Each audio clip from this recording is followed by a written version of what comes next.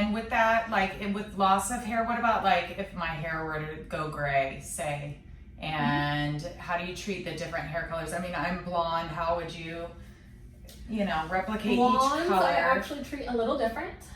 So blondes, I usually like to use more of a brownish color. Obviously, it depends because there's ashy blondes, there's like platinum blonde. So when you come in, I'm going to assess your root.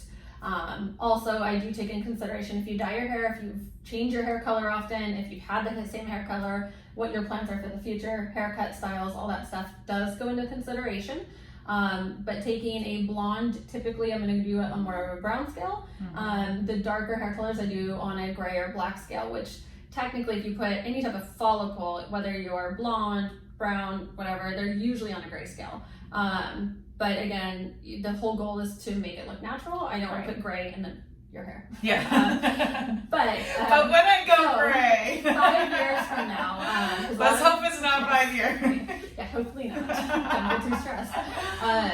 So 5 years from now, a lot of people will ask is how long the procedure lasts. Yeah. It is permanent, so that's always good. But it can lighten maybe a little bit. And what I usually will tell people is whatever color I put in now, it may lighten in 5 years from now. So if you want to maintain this really rich color, you can do one session, just a touch-up session. It's usually just a couple of hours and it just brings back that rich tone.